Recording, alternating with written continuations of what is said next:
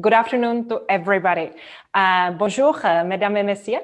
My name is Teresa Horeisova from Diplo, and it is my great pleasure to moderate today's event entitled Sustainable Capacity Building and Internet Governance in Africa.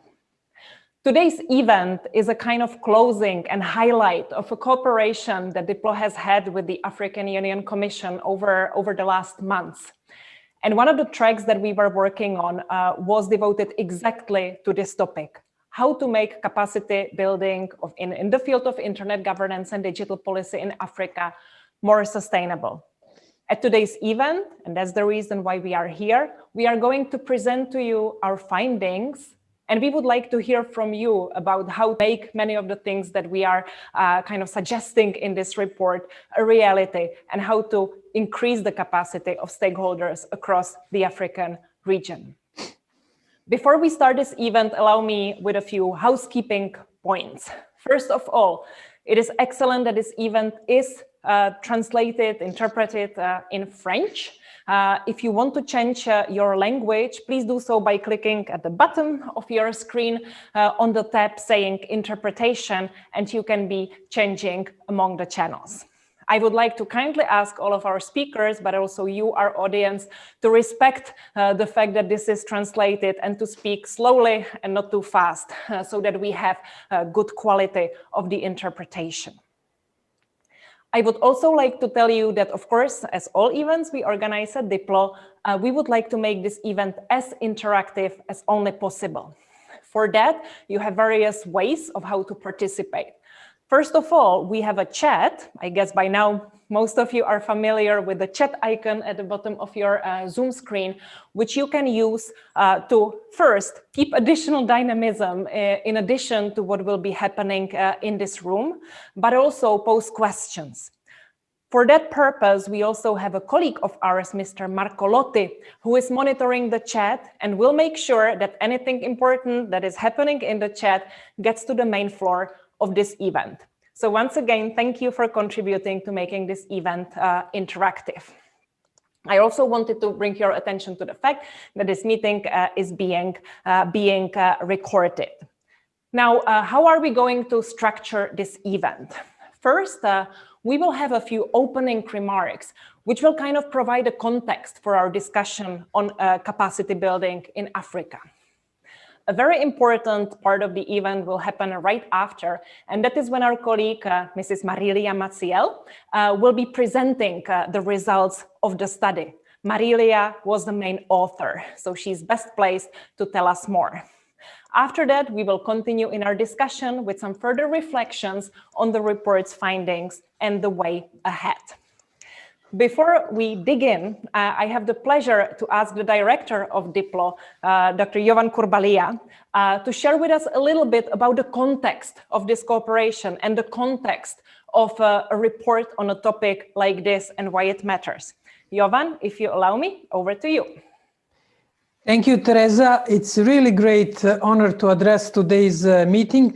The history of Diplo and Africa dates back to the 1998, where we had the first African students attending our courses at that time in Malta on digital governance.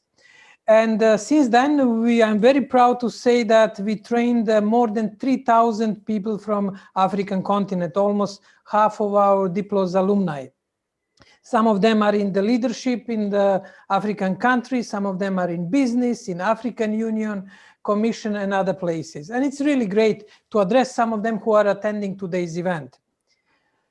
In spite of all efforts by us, by ITU, by APC summer schools, Africa is absent from the global digital and internet governance negotiations, whatever you call it. African voices are not heard. And this is a huge challenge, not only for Africa per se, which is important, but also for the rest of the world. If we don't have African representatives participating in negotiation on cybersecurity, e-commerce, and other issues, the global digital governance won't be effective, won't be fair, and won't be inclusive. Therefore, there is an urgent and important, and I would say pressing task to have African voices louder, African voices to be heard in global digital policy processes. Last week, we had an event on the digital policy, and we mapped some of challenges. Challenges are that African countries, like any other countries, cannot follow very diverse global governance negotiations, more than 1,000 processes. Therefore, there is a need for some sort of regional coordination, as it is happening with PRIDA and the African Union Commission. There is also need to involve all available resources. Maybe PhD students studying in the United States can help African government to deal with e-commerce or cybersecurity. Therefore, it has to, African countries has to harness and harvest and harness all available capacities.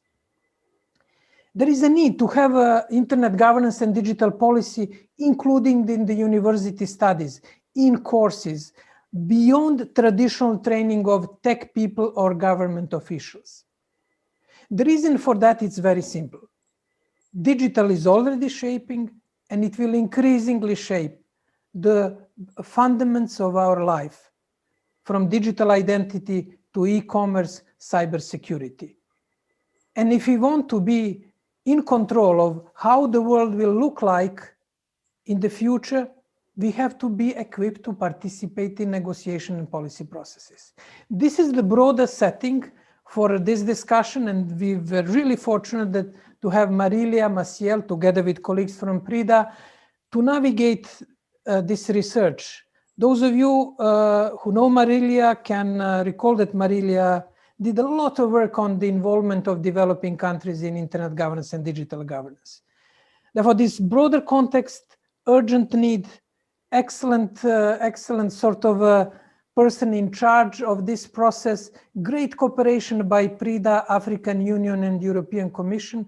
And today we have this study, which could be important contribution for the realization of the UN Secretary-General's recommendation on the roadmap, especially in the field of capacity development.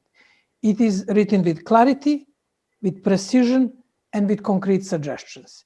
Now, I won't reveal any more. I'm sure that Marilia will guide us through this interesting report, and we'll be hearing more from all people involved in this process.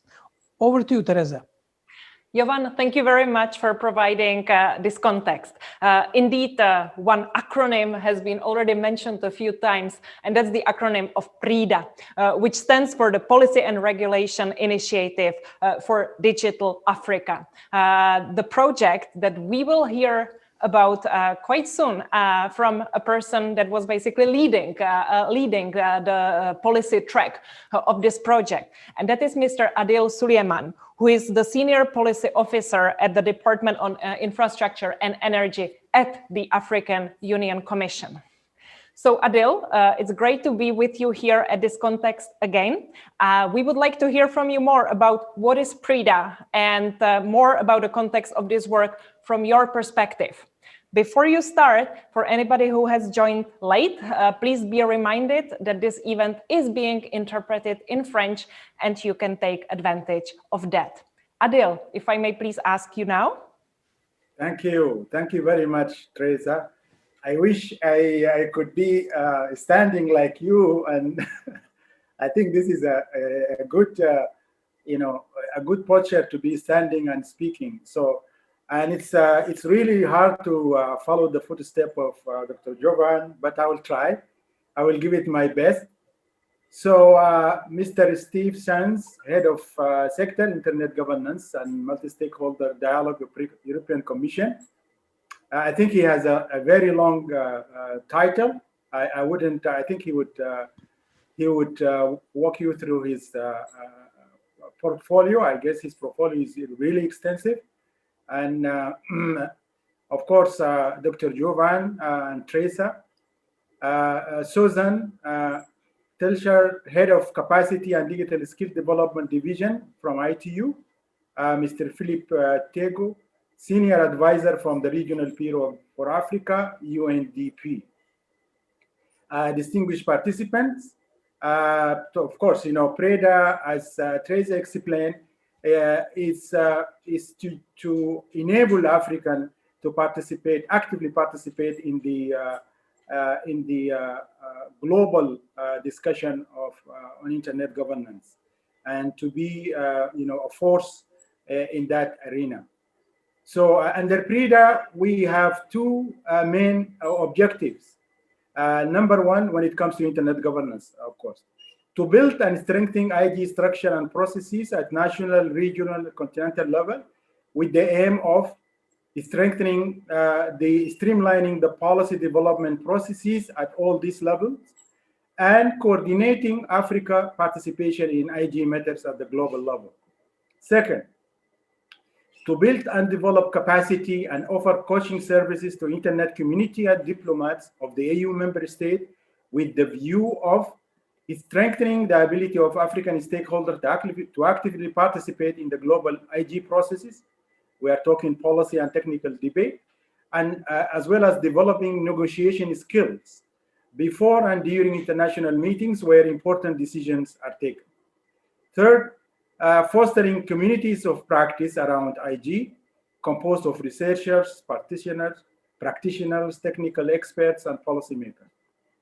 As mentioned by both Teresa and Jovan, the AC collaboration with Diplo over the years has been steadfast. We've been collaborating with Diplo in so many fronts, and is always premised on mutual quest for trusted, equitable, and sustainable digital transformation of our economies and communities.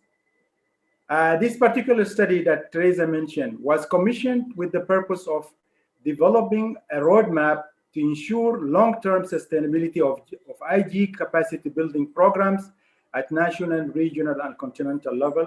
This is, of course, well beyond PRIDA. We want to have something that is sustainable. In addition to this study, Diplo also helped us develop online and offline training content for African internet stakeholders and diplomats. These contents are available both in English and French. We thank Diplo for that. And, with regard to this study, we would like to take this opportunity to commend Diplo for the excellent report on the sustainability of IG capacity building in Africa. The report recommendation will go a long way in laying the groundwork for wide-ranging and sustainable capacity development programs at the national, regional, and continental level on the continent. And I'm talking here not only IG training, but it can be the ground also, the foundation for many other capacity building at the national, regional, and continental level. We are very delighted that some of the report findings reaffirm the pertinence of some of the ongoing PRIDA activities. It is worth noting that the report concludes with concrete short, medium, and long-term action lines with recommended leading actors and possible preliminary activity to facilitate implementation of wide-range, all-inclusive capacity building development program by AU member states. We call upon the participants to actively engage in this validation workshop with the view to share best practices and knowledge that could pave the way for greater appreciation of the issue at hand. The AU takes this opportunity to thank the esteemed panelists and the author of the report, and we wish you all fruitful and constructive deliberation. Thank you very much. Adil, thank you very much also for the opportunity to collaborate with you on this. It is excellent for us to hear that the report kind of also confirmed that many of the tracks that also thanks to PRIDA, the African Union Commission has embedded on its capacity building journey is already happening. And once again, Adil called this in a way a validation workshop as well. We hope that you had the opportunity to consult the study, which is, by the way, for free download on Diplo's website. So feel free to jump in with critical remarks or further suggestions. After Adil's words, I would now like to turn to Mr. Esteve Sanz from DG CNECT. Esteve is the head of sector for internet governance and multi-stakeholder dialogue at this Directorate-General. And obviously, the European Commission has placed a very important role in supporting the PRIDA project. We would like to hear from you, Esteve, if I may, on more the context of the EU-Africa partnership and joint strategy. Several years ago, in fact, almost 4 years ago, it was said at one of the Africa-EU summit that the investment in youth is essential, which in a way is capacity building as well. Therefore, could you elaborate on the work undertaken within this project in this EU-Africa context, please? Sure. First of all, thank you so much for inviting me to take part in this presentation of the study. It's a real honor for me to be here with you and share some thoughts on the report and on these questions and on the broader EU vision on the relationship with Africa. Let me start first congratulating the authors of what I thought is really an excellent report, very comprehensive analytical overview of existing capacity building initiatives on internet governance in Africa, and also some of the shortcomings of these initiatives and the threats that should be addressed. And it's particularly interesting to read and reflect on the proposals on how to address these shortcomings. So indeed, the relationship, let's say the policy relationship between the EU and Africa and PRIDA and the African Union is an evolving relationship, which is getting stronger and stronger. And I have to say that precisely today, there is the happy coincidence that the European Commission has published a new communication. It's called 2030 Digital Compass Communication, which basically sets out a vision for 2030 for a digital transformation, which is based, and this is the core of the communication, on the empowerment of citizens. So what I will try to do, I think, for the sake of the interest of this presentation, is really to walk you through almost in prime time, because I think that this is just been published, this communication, along some of the elements of this communication, and conclude with what I see are the relationship with capacity building in internet governance in Africa, because I think there are some of those elements. Now, the communication proposes clear and concrete objectives along 4 cardinal points. First, a digitally skilled population and highly skilled digital professionals. Second, secure and performant sustainable digital infrastructures. Third, digital transformation of businesses and digitization of public services as the fourth. So it is important to note that the 4 cardinal points of the digital decade are perfectly aligned with the 4 pillars of the EU-AU Digital Economy Task Force report and the African Union's digital transformation strategy. The communication also proposes a series of indicators and governance systems to monitor progress on these dimensions. Now, I think that the most important part of the communication for this talk is really the chapter on international partnerships for the digital decade, where actually the partnerships with Africa feature prominently. The communication, again, just published today, refers again to the 2020 EU-Africa Partnership for Digital Transformation, the first step of which was taken in December with the launch of the African Digital for Development Hub, which will provide, as you know, a mechanism for bringing the best of European expertise to program development and technical assistance, including potentially the development of internet governance capacity building initiatives.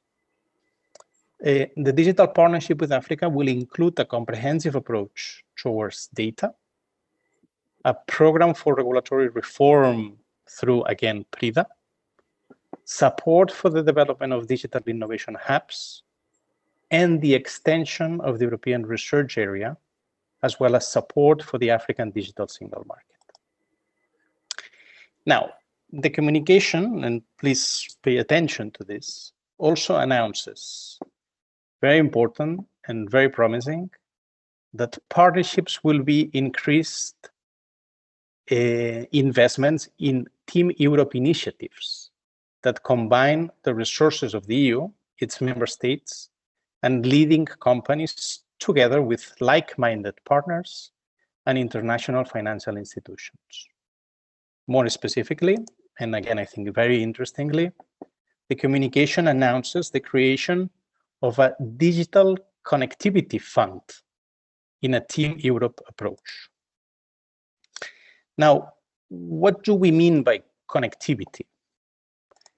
Technology per se is not enough. Connectivity per se is not enough. We've known this for a long time, of course, but we assume that the consequences of not taking into account the broader picture of digital plans were simply that the expected positive effects were limited. But the communication that we're publishing today signals that now we know more. We know that a sole and only focus on connectivity is not enough. It is just a first step. And stopping here might actually lead to the disempowerment of individuals and communities, rather than their empowerment, rather than a human-based, values-based digital society. And here is where all elements surrounding connectivity should come in, because without them, we risk not only the fragmentation of the internet, but the geopolitical fragmentation that could come with it. We know that Africa, with the decisions it's taking and will take, will have a key role, it's already having a key role actually, in keeping the internet global, free and open.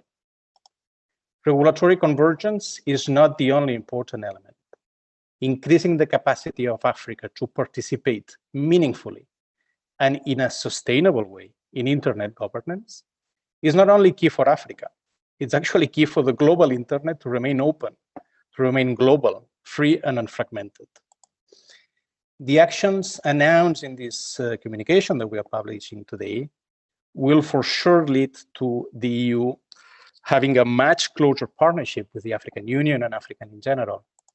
And this will for sure involve creating new capacity building initiatives on internet governance. And thanks to the report that you are presenting today, we count on a series of very interesting ideas that we will for sure take into account. Thank you. Thank you, Esteve. That was a very useful kind of holistic view of the issue that we are discussing today. Thank you very much for that. I would now like to check if we have Mr. Philippe Tigo from UNDP with us. This is what I was worried about. It seems we had a little issue with our speaker from the United Nations Development Program. If anything changes in the next minute, we will be happy to bring him in. And I therefore, in advance, thanks for flexibility of Mrs. Susan Telcher from the International Communications Union. She's the head of the Capacity and Digital Skills Department there. Susan, we have had the pleasure, Diplo, cooperating with you, the ITU, on several capacity building initiatives for Africa. What I would like to hear from you is what are the specificities of the African region when it comes to capacity building in internet governance? And what is your kind of mapping of the field experience from the field? And if you could maybe in a few remarks also elaborate on what I wanted to ask Mr. Philippe, and that is you both, ITU and UNDP, you are co-champions of recommendation 2 of the Secretary-General's roadmap on digital cooperation. This recommendation asks for basically creating a help desk, a space where stakeholders can get support and increase their capacity in digital policy. Do you feel that the report that we have done could anyhow fit into this process? Thank you very much. Over to you, Susan. Thank you. Thank you very much, Teresa, and hello, welcome everybody. It's a great pleasure for me to be here as part of this important event. Thanks a lot to Diplo for having invited ITU to join. It's been always a great pleasure to collaborate with you, and indeed, as you mentioned, Teresa, we have had a few opportunities in the past also with Marilia. Very nice to seeing you. Congratulations on the excellent report you prepared. I very much enjoyed going through it. So let me talk a little bit about the questions that you mentioned, Teresa. So when we talk about capacity building or capacity development, we are trying to move also to this terminology in the ITU. And since I work in the Telecommunication Development Bureau, so for us, it's one of our core mandates to strengthen the capacities in our member states. And this in particular was reinforced also through our WTDC, which asked us to look specifically at internet governance and building capacities on internet governance. So we have been doing some work jointly with Diplo, with other stakeholders. We have had some regional workshops, including in Africa a couple of years ago. And the approach that we have taken in this field is a bit similar to you in Diplo, to take this comprehensive basket approach and to look at the wide range of topics. I think the report mentions a little bit the issue of the concept, and that there are now so many different understandings of the concept of internet governance, the changing nature, and the many topics that are often understood and included. So we have also tried to take this wider approach and look at different parts of the internet governance agenda, and to also take a multi-stakeholder approach and emphasize the importance to involve as many stakeholders as possible in the national digital governance work. Now, in Africa and in our workshop that we had there, I remember that one of the most pressing topics that they identified were cybersecurity. This was followed by broadband infrastructure and digital economy topics. So we have also tried to address those issues in our own capacity development work in the region. And I would like to come back to PRIDA, because ITU is also a partner in this project, as you probably know, together with the AU and the EU. ITU is responsible for the track that deals with spectrum allocation and harmonization.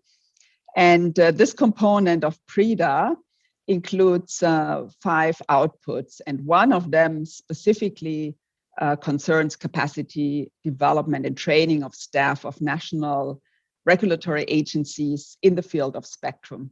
So we have already delivered quite a few capacity development workshops on this topic as part of the PRIDA project last year and also this year. So we are quite active in taking care of this topic related to broadband infrastructure and digital policy and regulation in the region under the framework of this PRIDA project.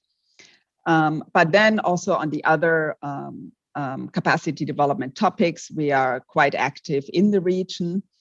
And most of the capacity development that we deliver are really towards policymakers, regulators, the ICT sector, and more in general, the ICT professionals.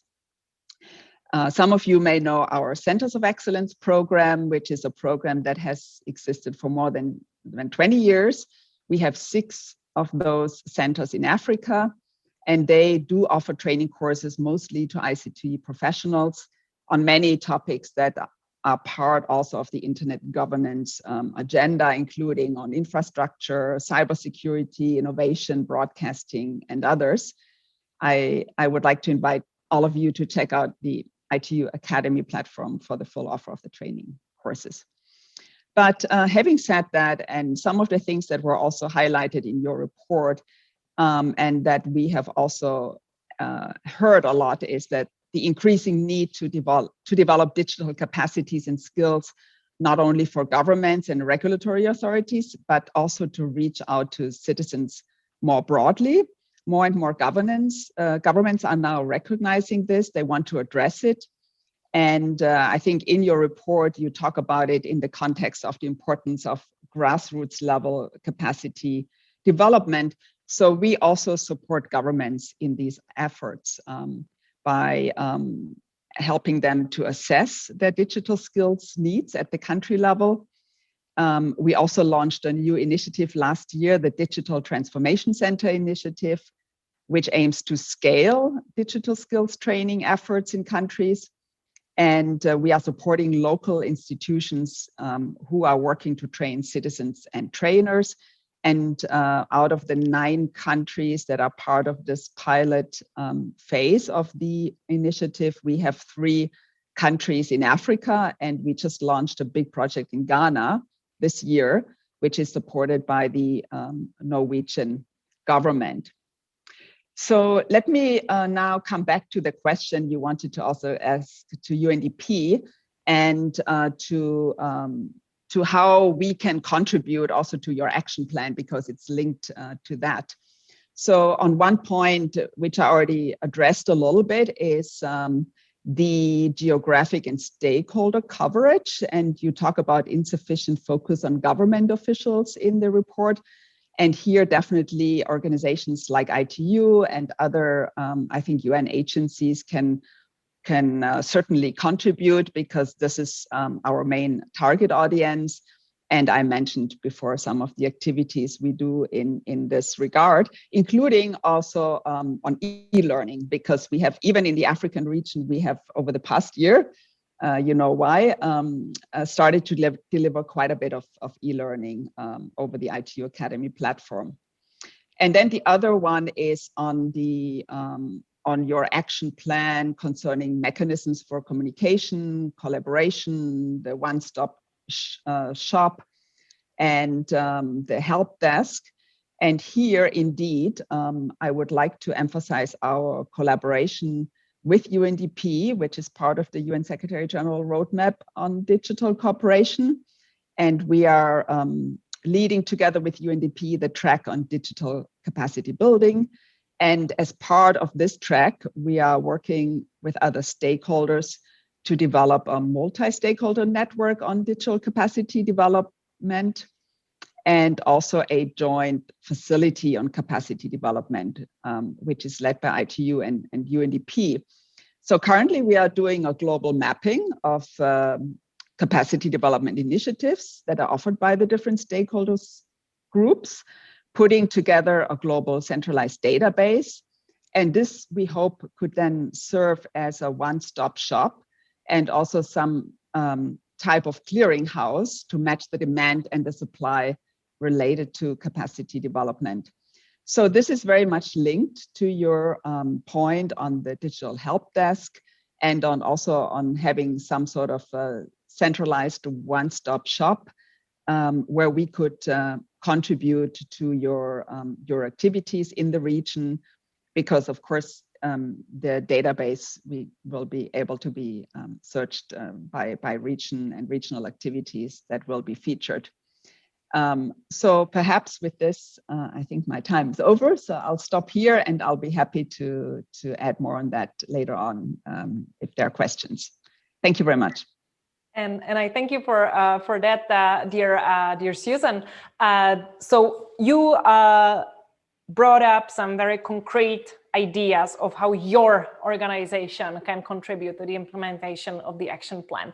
So that's certainly very useful. You also touched upon the training of trainers element, something I can already promise we will be touching on later in this event. Now, if you have been following the bottom part of your screens, I can see, I haven't been following the chat, but I can see a number of 67. And this is one thing that is certainly amusing in virtual meetings. If we were sitting in a conference hall, I cannot imagine we would have 68 parallel interactions. But that's what has been happening while we were listening to our excellent speakers. And I would like to ask Marco Lotti, our Diplo colleague, to give us a glimpse of what has been happening in the chat and what are some of the questions that our speakers might take up. Marco, over to you. Thank you, Teresa. Indeed, there have been quite a rich discussion in the chat, especially many participants connecting on the many threads that the speakers have mentioned so far. I would just mention a couple of questions that have come up now, preliminary. They are general as in their scope, as they referred also to the welcome remarks. One participant asks, how practically do we make Africa's voice louder in internet governance here? Of course, this question was asked at the very beginning, and the first answer, the one that is answered by this event, is capacity building, and we will try to explain more concretely what this entails. But if speakers have other suggestions and concrete ones that we can put forth, the floor is theirs. And also we have another question from a participant asking, how can PRIDA support the national IGF and local school of internet governance, if there are any programs, if there are any envisaged collaborations on that side? And a quick request from the participants towards Susan, if she can maybe share with us a few links and resources of the trainings and capacity building programs that she has mentioned. That is all for the moment. Thank you, Teresa. Excellent. Thank you. Thank you very much, Marco. If I can maybe take it from the back, Susan, maybe the most efficient way would be if you share some of the links to your resources in the chat, because like that, we are not repeating the web links, and anybody can just save it from there. Thank you. And maybe if I can go to Adil, who will be best placed to answer the question on how PRIDA can support national schools on internet governance and similar initiatives. Adil, could I ask you to briefly elaborate on that, please? Yes, yes, Teresa, thank you very much. Indeed, this is something that PRIDA is doing actually now, but we are giving priority to countries who never had national IGF or national schools. So we have identified 23 countries in Africa who fall under this category.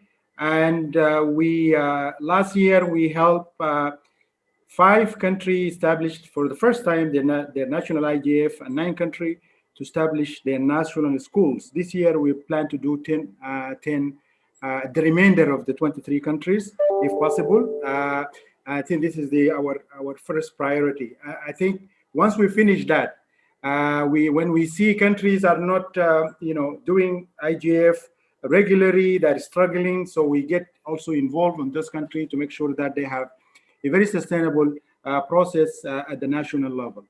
Thank you. Thank you, Adil. That was useful. If it hasn't been done yet, I would also like to kindly ask maybe Marco to share a link to the PRIDA project as well in the chat.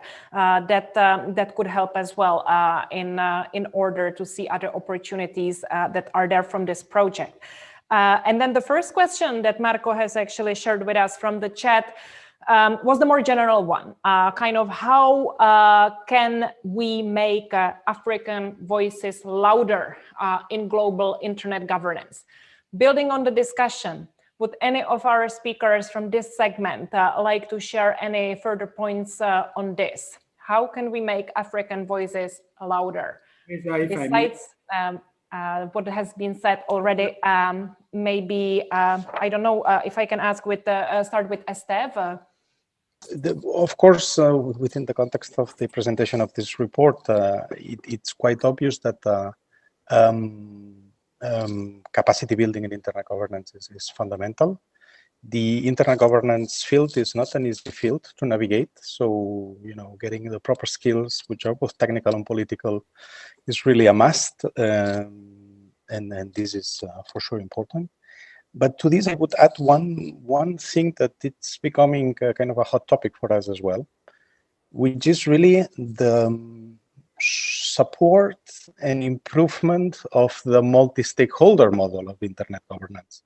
Because if there is no such multi-stakeholder model of internet governance in place, then participation becomes a question of state-based sort of participation, which is not something that the internet governance field is ready to do at this point. So I would say start from the bottom up, but also bear in mind that the multi-stakeholder model of internet governance is not a given, and that we should keep defending it in different forums. And this is where we all are going to be able to participate in internet governance. Thank you very much, Esteve. Definitely relevant points. Adil has also asked to comment briefly on this. Adil? Yes, please. Thank you very much, Teresa. I guess I want to build on the second point Esteve has mentioned on strengthening the multi-stakeholder process at the national level. Of course, the capacity building aspect of it, everybody is in agreement. But in PRIDA also, we are doing that. The second point that mentioned by Esteve, where these countries that we are helping, we help them do the national IGF by introducing topics that being discussed at the global level so that they are very familiar. So we build from the bottom up. And I think we make sure that we have a real multi-stakeholder, group, composition of group in the at the national level, so that these people, they know the subject that's being discussed globally, and they reflected on the subject from the local level. And we take this discussion from national to regional, continental, and then eventually into the global discussion. So it's building from the bottom up, as was mentioned, but I think we do that through PRIDA to make sure that people, when they go to the global discussion, they're very comfortable, they know the subject, they discuss it at the national level, and I think this way will make the participation more active. Thank you.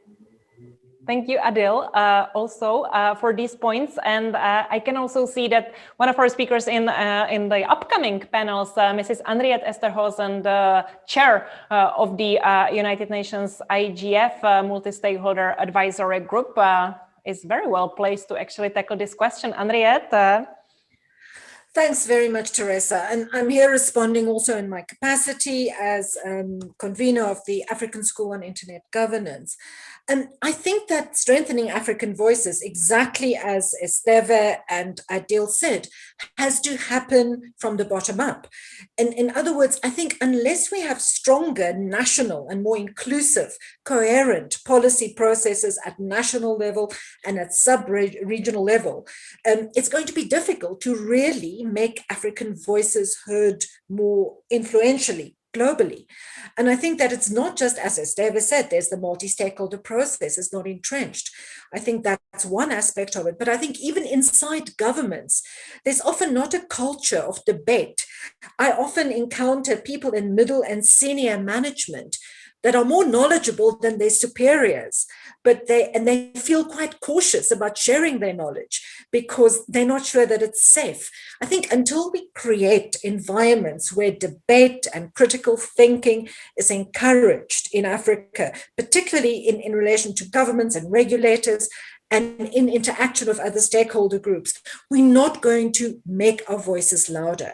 We need to be able to tackle internet governance issues openly, using evidence, using research, and then our voices can sound loudly. Unfortunately, often politics trumps evidence, and even people who are knowledgeable, who have a good understanding of internet governance issues, are reluctant to say what they think.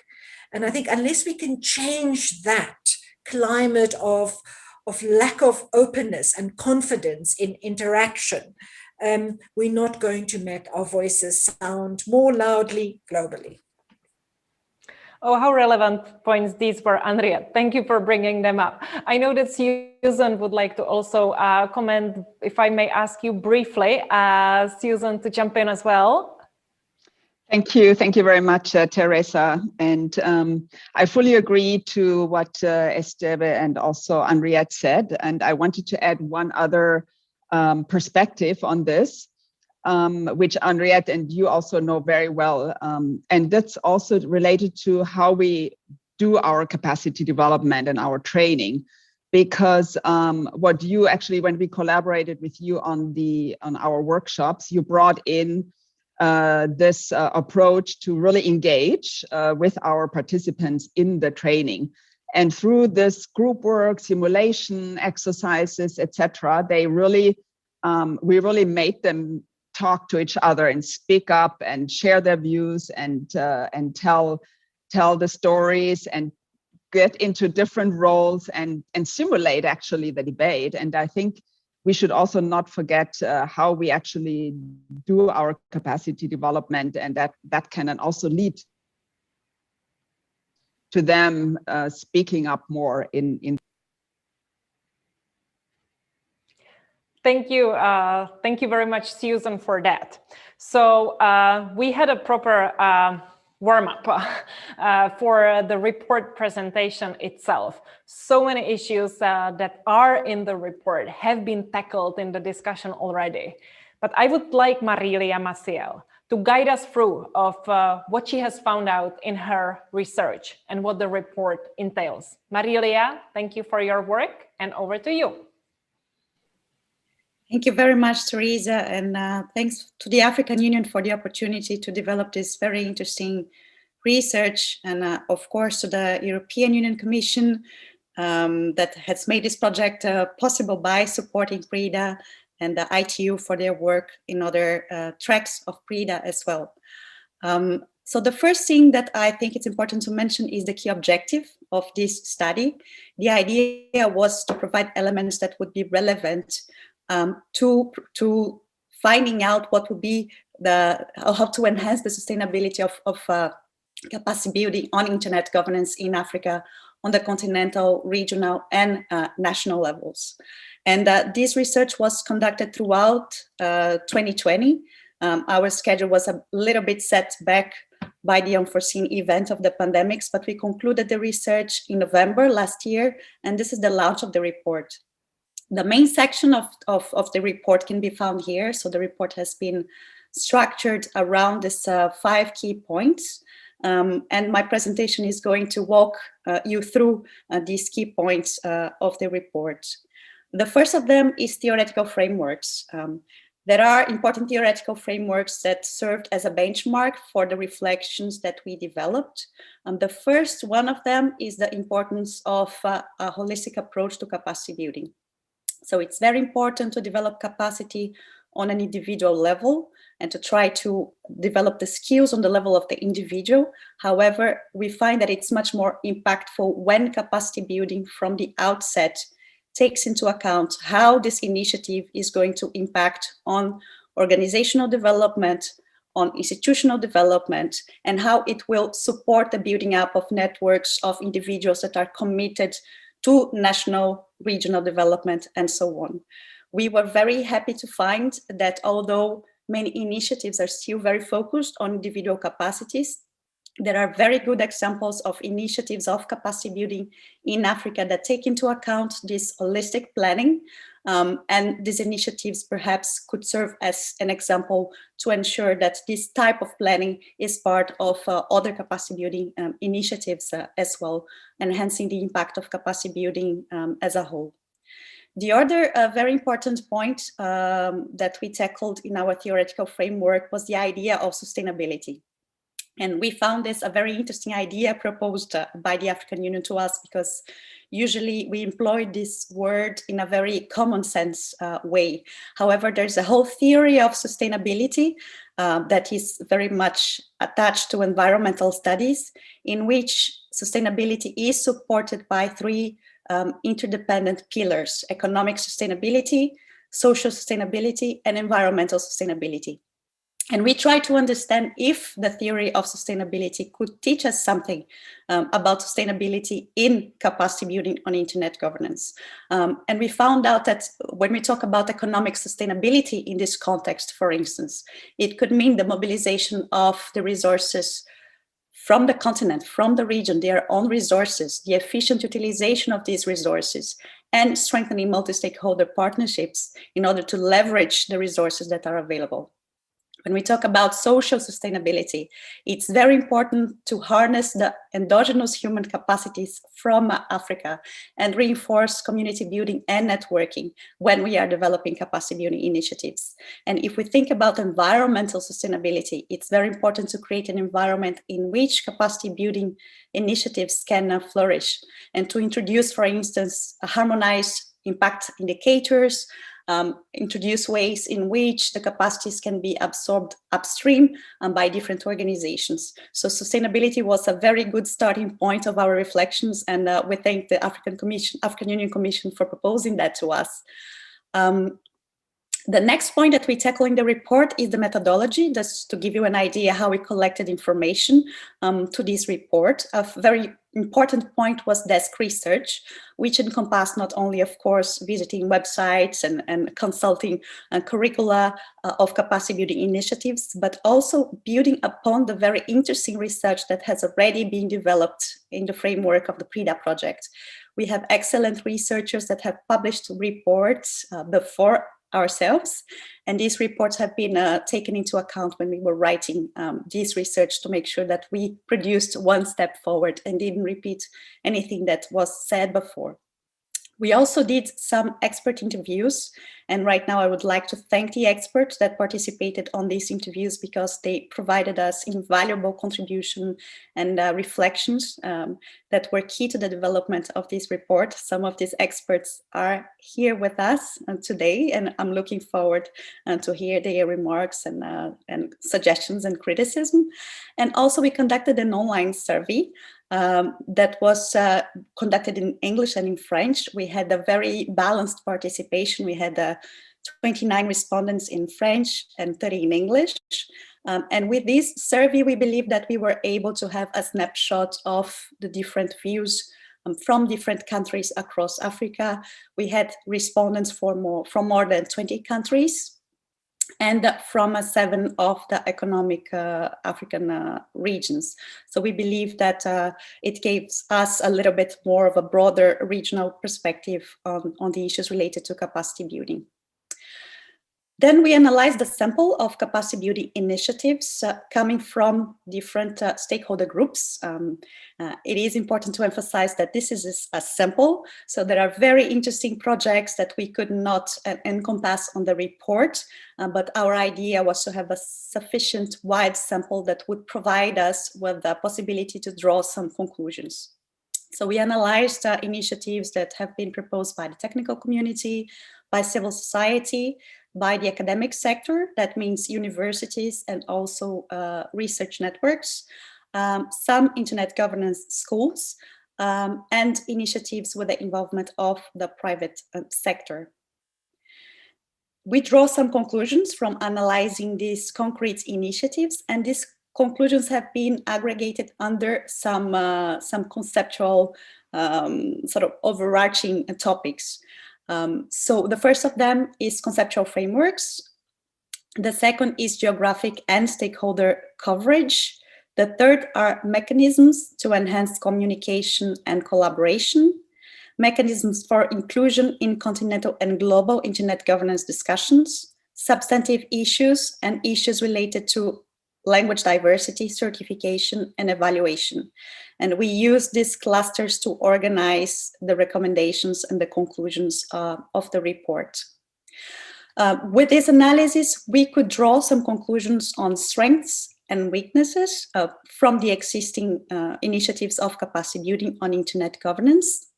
And then the next step was to put these strengths and weaknesses against the broader scenario of opportunities and threats that we can find in Africa and also in the global landscape.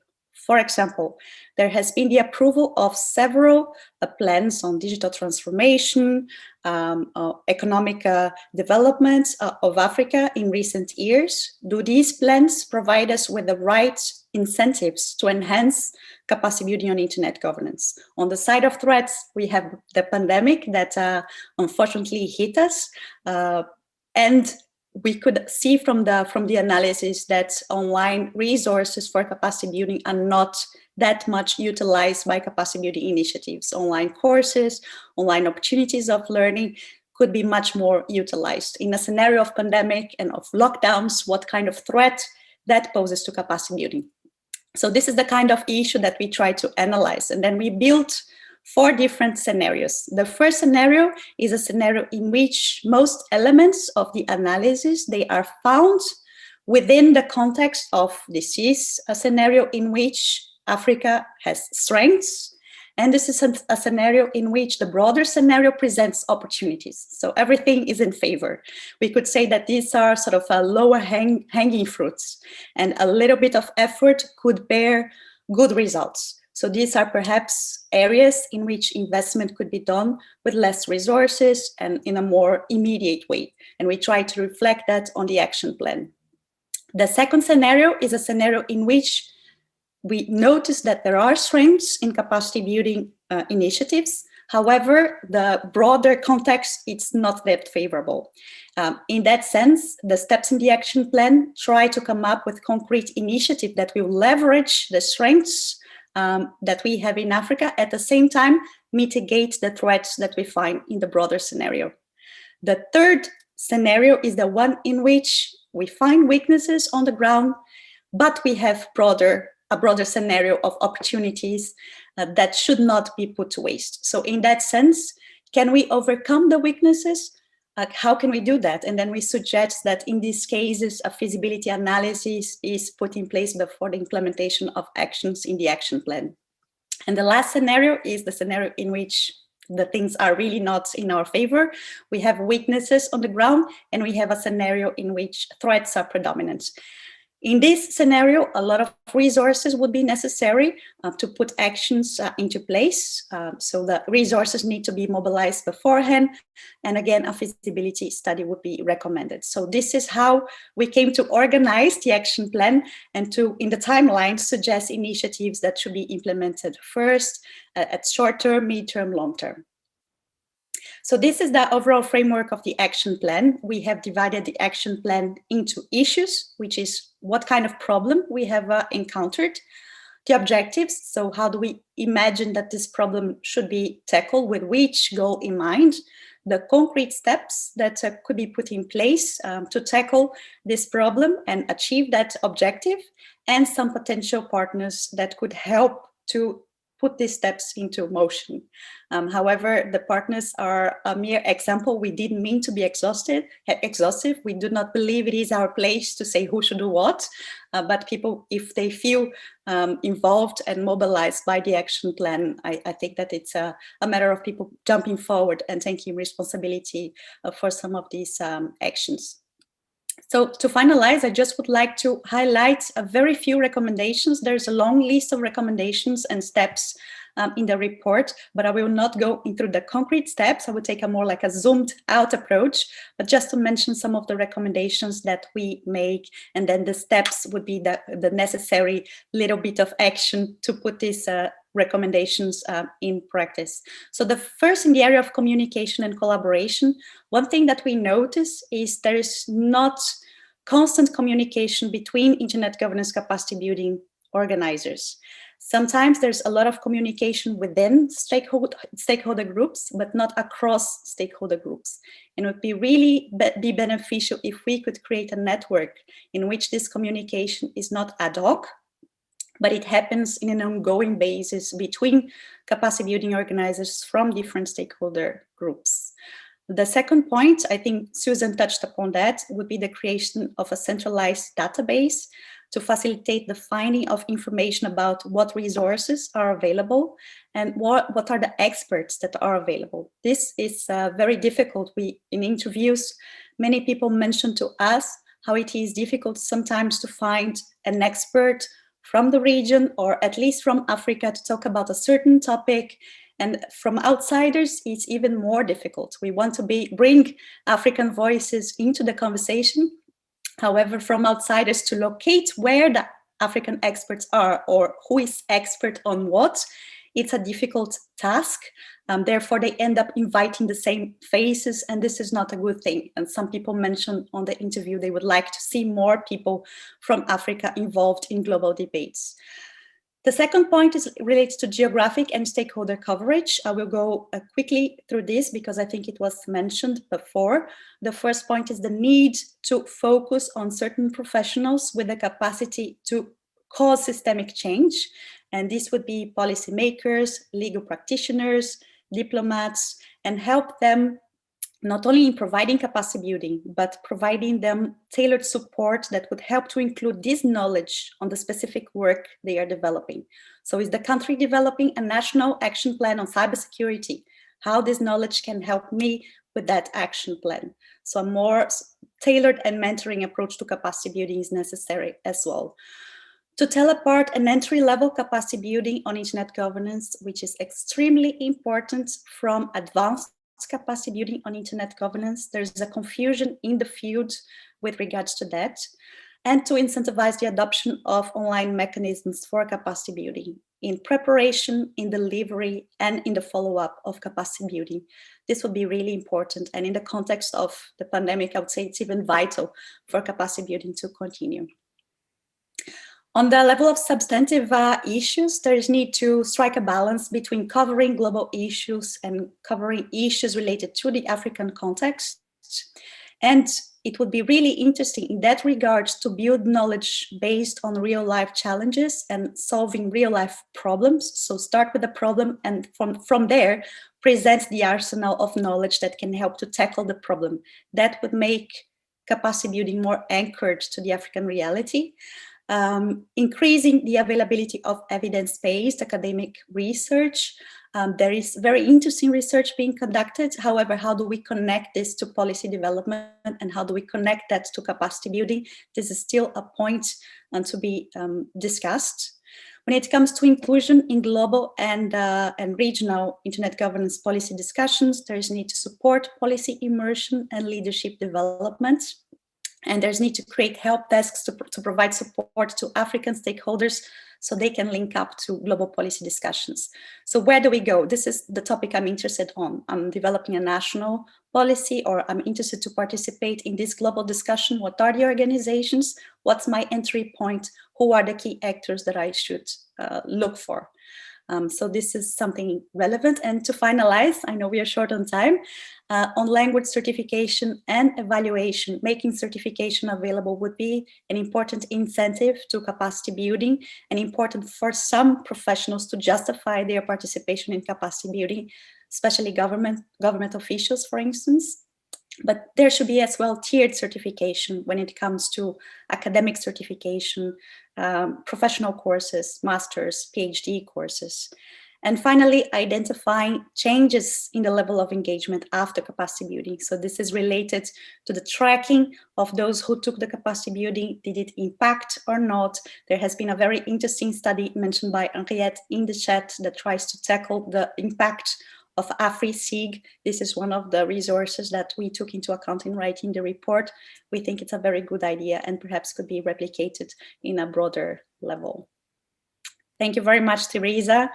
Thanks again to all those that participated in the survey, in the online survey, in the expert interviews. Again, it was really important to the development of the report. And thank you all for being here today to participate in this discussion.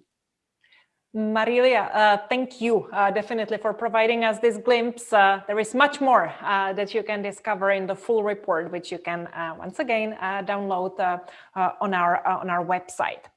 Now, reflections on the work done will be how the event will unfold from here. I can see that at this moment, Jovan Kurbalia, Diplo's director and the head of the Geneva Internet Platform, has a raised hand. Jovan, may I ask you to come in? Sure, Teresa. My hand stayed for a long time, but I try to express in chat. The main point is that multi-stakeholder approach is often labeled as sort of normative, conceptual, almost ideological, and it's not the best term which is coined for this. What was my argument is that it is a very practical approach. If you want to engage all available resources, you have to bring them through national IGF, through whatever national consultations. And probably with the exception of China and US, and I'm even worried if they can follow all digital policy processes, you cannot find easily a country that can follow these complex processes, especially small and developing countries. You don't have expertise in governance, therefore you need to involve people. Obviously, the more you open the door, the more chances are to be captured by vested interests, which are often corporate, but not only corporate. As we are seeing these days with discussion on IGF Plus in the Internet Governance Forum community. Therefore, what is extremely important is that there is a capacity to have the really common sense approach with the clarity when it comes to digital policy, and to bring issues to the very concrete points. What does it mean to the local business in Yaoundé? if the big e-commerce companies are coming to Cameroon. I'm just mentioning Cameroon as one of the examples. Those issues are tangible, we can touch them. They're not anymore abstract like who is controlling ICANN or cables. And what was mentioned in one comment is Africa has an excellent people. Africa has an excellent expertise. Africa has, at least it's based on my experience as a person who with great pride and joy attended many workshops.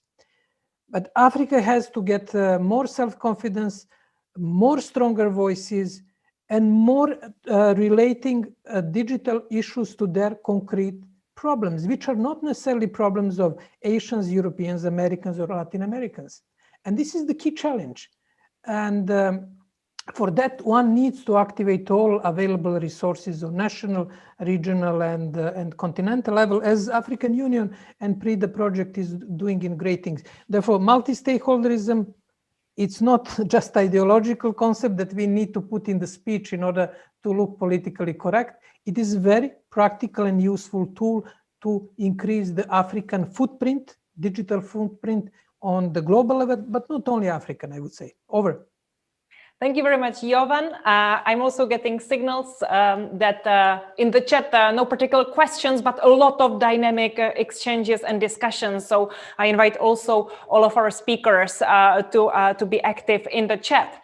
So let us go further and hear some of the feedback and further specific issues, reflections. I would like to start going back to Henriette Esterhuizen, the chair of the IGF MAC. Henriette, you have in a way mentioned it a little bit in your previous reflection, how to move from the entry-level capacity building support to kind of an in-depth expertise developed on the individual, but also organizational or institutional level. Henriette. Thanks, Teresa, and really congratulations on the report. And in fact, I will point to some aspects of the action plan, which I think also helps address that question. I think in the action plan, there's mention of mechanisms for inclusion in continental and global discussions. And if you look at that, it mentions leadership development, ongoing engagement. So I think that is really an important way of responding to your question. To have discussions on topical issues as they emerge. I think sometimes there's a sense often that you need the capacity development first before you can actually begin to have a meaningful debate. I think often you can actually gain the capacity through the process of meaningful debate and conversation. So I think having these different methodologies where and I think these baseline online learning courses are fantastic, but I think space for debate and discussion of topical issues is particularly important. And then I think the other aspect in the report that I really like in the action plan is the idea of focusing on substantive issues. I think currently what I see emerging in a lot of for example, the national schools of internet governance is that they kind of cover what they think is the core curriculum for internet governance. And I think that's important. Everyone needs to know what DNS is and who manages domain name systems. It's very important to understand what the ITU does, what national regulators does. So that baseline knowledge is important. But I think when you get to a scenario, Jovan was talking about scenarios, about, let's say, a particular initiative that will impact small businesses in Cameroon, involving data protection, for example. You actually need to be able to discuss that particular issue from the perspective of what are the implications for all the different actors? What are the costs for business? Do they have the capacity to implement this new regulation? Are there checks and balances? So I think that when it comes to capacity and substantive issues, you do need different methodologies. And I think that the report is good to put that in the action plan so that you develop ways of addressing that. I think AfriSig tries to do that through when we have the practicum every year. And I think the other thing that AfriSec does in response to this, and I think you highlight this in report as well, is the need for leadership development. But I think that can be done at a national level as well. You know, for example, bringing together people from ministries of finance, ministries of communications, and let's say ministries of public health to talk about the governance of data and health data in the context of the pandemic. And then you get a data protection expert into that as well. You know, I think life capacity development that doesn't just impart knowledge of who does what, it actually helps policymakers and other stakeholders think through the problematics of emerging everyday internet governance challenges. So I guess I'm advocating for a mixed approach, which I think the report is as well. But I think I would always put the building the capacity in critical thinking and being able to debate issues and look at evidence, look at the impact of policy decisions. I think that has to always be, you know, front and center if we're going to achieve the impacts we want through our capacity development work. I'm not sure if I actually answered the question, but you can tell me and I'll come back. You have provided very, very useful points there, Henriette, and hopefully we can come back to them later. So thank you for that. Asking now to join me on the floor is Mr. Kossi Amesinu, the West Africa Regional Director at the Africa ICT Foundation. Kossi, would you be able to elaborate a little bit more on the training, the trainers element that has kind of been mentioned throughout the event multiple times already? Oui, bonsoir à tous. J'espère que vous m'entendez bien. Oui, ça va bien. Ok, parfait. Je suis Kossi Amesinu, directeur régional pour la Fondation africaine d'éthique. La formation des formateurs, c'est essentiel. Quand on regarde aujourd'hui le panorama de la gouvernance de l'Internet, les différentes initiatives que nous avons un regard qui est différent d'un pays à l'autre, d'une région à l'autre. Nous constatons que la plupart des gens parlent de la même chose, gouvernance de l'Internet, mais les contenus pour les adresser ne sont pas exactement les mêmes. C'est important de pouvoir baliser le curricula qui nous permet de nous convaincre de ce qu'on parle tous de la même chose et du même contenu, et ensuite de former des formateurs au niveau de chacune des régions et au niveau de chacun des pays pour assurer la prise de relève. Nous, au niveau de la Fondation africaine d'éthique, c'est un défi pour nous de faire en sorte que les technologies de l'information et de la communication soient disponibles pour améliorer les conditions de vie des uns et des autres. Et la gouvernance de l'Internet est un maillon essentiel. On ne peut pas parler de gouvernance de l'Internet dans un environnement où il n'y a pas Internet. Donc, il faut déjà que l'on s'accorde de ce que dans le curricula, il puisse avoir la compréhension de l'Internet, ce à quoi ça doit servir, les aspects liés à sa sécurité, les aspects liés à l'utilisation qu'on peut en faire dans la vie réelle. Ces éléments-là, quand cela manque dans un curricula de formation, c'est compliqué. Mais sans régulation, on ne peut pas perdre cela de vue. Quand cela manque dans un curricula de formation, c'est compliqué. Mais on a constaté, moi j'ai eu la chance de suivre les formations de PRIDA, c'est l'occasion de dire merci au nom de la Fondation africaine d'éthique. J'ai eu la chance de suivre les formations de DiploFoundation, à titre privé et au nom aussi de la communauté par le biais de PRIDA. Je dis toujours merci à Diplo. Nous allons constater ensemble que Diplo a des renforcements de capacité qui s'adossent sur une université. C'est important de comprendre que le fait de s'adosser sur une université apporte du crédit moral, du crédit scientifique à l'enseignement qui est mis en place. Donc, les renforcements et capacités en direction des formateurs doivent pouvoir s'adosser sur une université, soit dans un pays ou soit dans une région. Nous avons des universités qui ont le label de centre d'excellence de l'UIT. On peut les prendre au niveau régional comme étant les ponts, les pôles sur lesquels les formateurs se reposeraient pour offrir une formation avec des curricula stratifiés, des curricula qui soient certifiés. Donner des certificats, c'est bon. Mais si on peut aller progressivement pour avoir un diplôme, vous savez, en Afrique, c'est un paradoxe. Quand les gens ont un diplôme dans quelque chose, on leur donne plus de la valeur que quand ils viennent présenter un papier qu'ils appellent attestation. Quand ils présentent un certificat, c'est acceptable plus ou moins. Mais une attestation, les gens, à la limite, ils estiment que c'est juste pour vous donner le regard de quelqu'un qui a participé. C'est pour ça qu'on vous a donné l'attestation. Mais quand vous avez un certificat, on voit qu'il y a une rigueur derrière. Il y a eu une nécessité d'évaluation de votre compétence. Et au-delà de ça, ce certificat est accepté. Mais mieux, quand une université vous fait suivre les exigences de l'environnement académique et vous donne un diplôme, ce serait beaucoup plus valorisant. J'appelle vraiment la communauté entière pour qu'on travaille à faire endosser les initiatives de la gouvernance de l'Internet autour de nos universités. Voilà la première intervention que je voudrais faire. Merci beaucoup. Merci à vous, Monsieur Amesinou. Thank you very much for these reflections. We apologize that the translation might have been affected a little bit by the quality of the audio channel. Now, we have been talking a little bit at this event about the kind of very, very practical policy areas, capacity building.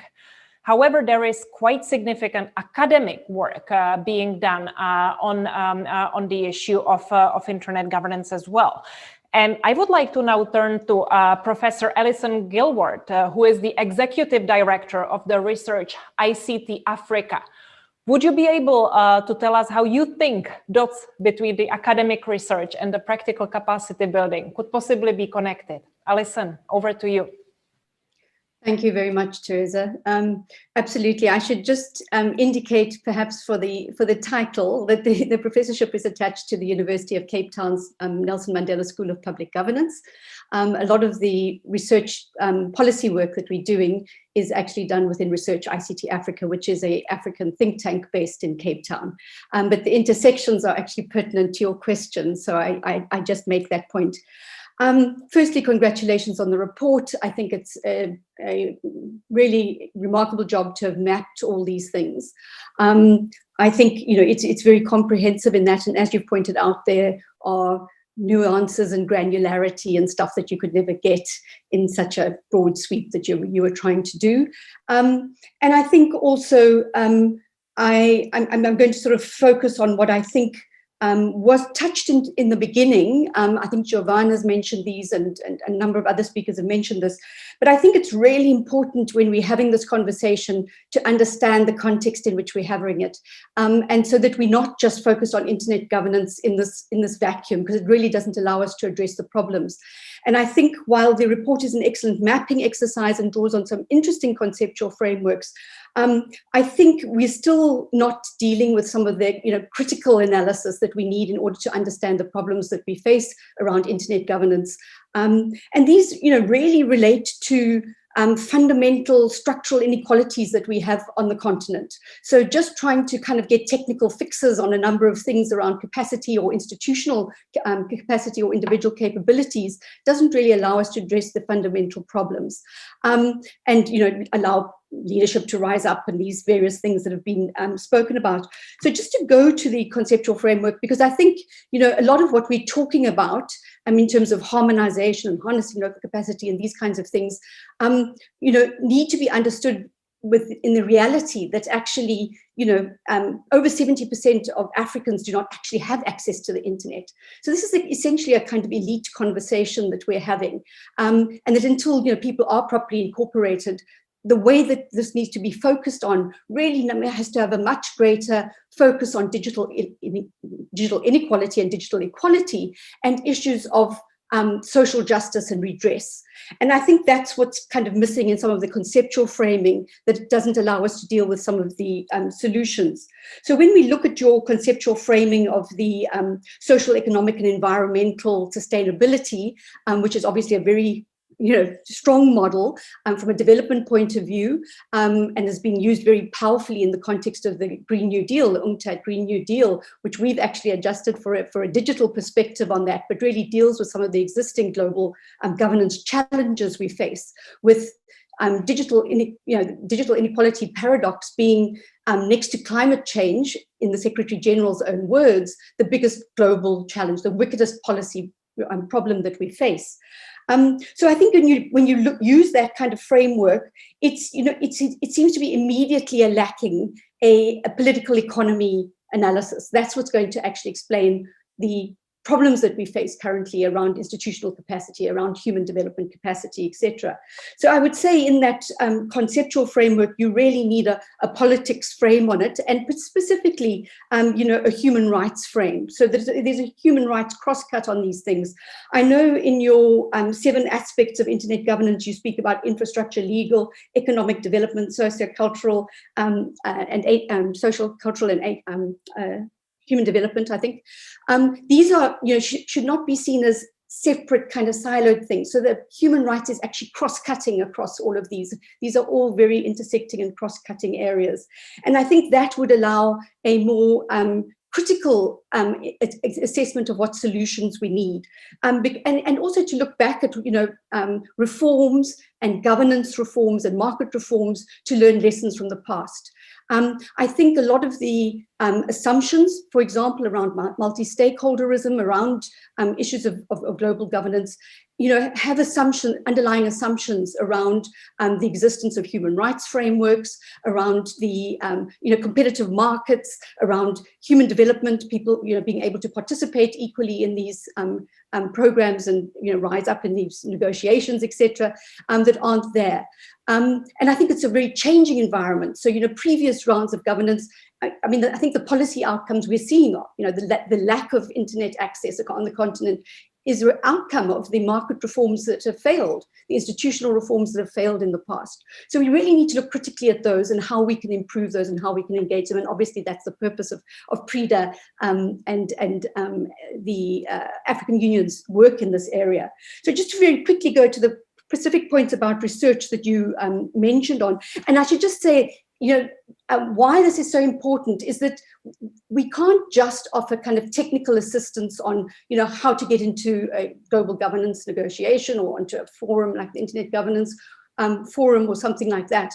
We have to understand as I say, the political economies and the institutional requirements in order to engage effectively. And also the changing nature of global governance, which is increasingly complex and dynamic and very different from the kind of multilateral negotiations that we've done before that have resulted in very often the involuntary incorporation of developing countries, of African countries, of global South countries into global frameworks. So the importance of that is that, I think there was reference to, in fact, there's substantial academic research going on in this area. In fact, there's extremely little. And just by way of some kind of global indicator that fits into this format, the GigaNet, which is the only dedicated internet policy conference, academic policy conference that is attached to the IGF.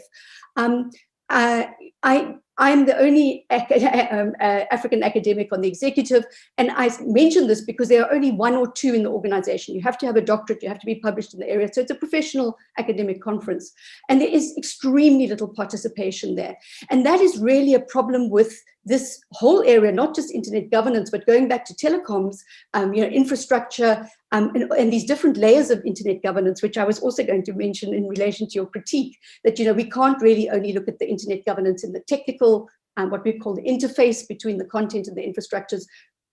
In order to deal with these issues, we have to deal with it at the infrastructural and services level, so the traditional sectoral and competition regulation area. We have to deal with it at the ICANN level, which is a protocols and standards level, and now increasingly at the content level and data governance level. So these, this is an enormously complex area with enormous amounts of different kinds of multidisciplinary research required at different levels. And I can see that my time's running up because I can see Teresa's head bobbing. So I'm going to just say one quick point about this is that, unless we have this organic research, we're going to be faced with the kind of critiques that I've seen in the chat here, that, basically there's offers of assistance to Africa, but actually African voices aren't being heard. They're not rising up.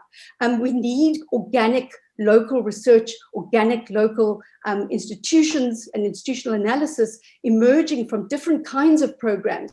And this simply hasn't happened. So African universities, even the so-called first-tier research universities, top 100 in the world, are continuing to offer, siloed disciplinary research that simply can't deal with these kinds of complexities and global governance issues we're dealing with. And so it's really, really important that we get public investment, not only kind of, dependent on, Canadian taxpayers and the European Union, to actually be invested to grow this organic indigenous knowledge that we need to inform these processes better. So I just think this is absolutely critical. These are global public goods. In order to realize them at the national level, we have to have global cooperation. We have to have these systems of global governance, but they have to be informed by organic and local knowledge bases. Thank you very much, Professor Gilwald, for these reflections. We will certainly like to exchange with you further, even after this event, on some of the very, very relevant points you raised. Now, I am not sure if we have Professor Zidonu with us. And as I suspected, it's not the case, which is good news, because that means that we can use the remaining minutes for discussion. And again, I'm very curious to hear from our chat moderator, Marco Lotti, of what has been the dynamism of the 99 plus messages that are now flashing on my screen. Marco? Yes, thank you, Teresa. As you said and correctly pointed out, the chat discussion has been flowing quite abundantly, and many questions, and then, well, actually many comments here and there that I've picked up on the many threads that the speakers have highlighted. But I would like to mention 2 or 3 points. Difficult to summarize them all in such a brief amount of time. One participant has, I think, interestingly pointed out that in reports, in discussions, we usually hear speaking about Africa in the third person, how we will help them, how we will interact with them. And the participant was rightly pointing out, we are here, talk to us. And I think today's event, as our, and also other events and resources and webinars, are going precisely in this direction. So the importance of engaging directly with the people and the stakeholders that we are targeting. Second comment was from another participant saying that we have a lot of experts, but when it comes to be involved in a global agenda and fora, we do not see many people participating and contributing. And there was an interesting exchange among participants, and Jovan contributed as well, on what this missing link may be. And the participant continues saying that there is a gap between trained experts and understanding how to interact and jump to global agenda in every institution with its own norms and processes. So there is need to coach and handle each other, also depending on the fora at stake and the forum at stake. And then there were also discussions on picking up on the points that Dr. Kossi pointed out on excellence centers. And many participants have encouraged the idea of focusing a lot and investing in excellence centers, and ideally creating synergies and creating bridges between universities and excellence centers as a way forward. A last comment that I will point out, actually a thread of discussion, is on multilingualism. One of the parts, one of the barriers of accessing this discussion, but also materials, also capacity building, also training and courses, is accessing those resources and programs in the language that is relevant for the communities that are interested. And I mentioned some initiatives that Diplo has been doing in this regard when it comes to French and Spanish. But again, many speakers and participants has highlighted as weak point, as a point of improvement. The floor is back to you, Teresa. Thank you very much, Marco. Excellent points from the chat. Very sadly, our time is up. However, this shouldn't mean the end of our exchanges. We will follow up with further developments that we are working on. We will follow up with the recording. We will also keep you updated about the capacity building activities that Diplo and the Geneva Internet Platform are up to. And mainly, we would like to thank for excellent partnership on this work within the PRIDA project to the African Union Commission. Ladies and gentlemen, thank you for your attention. Thank you very much to our interpreters, and we look forward to further exchanges with you very soon. Thank you and bye-bye.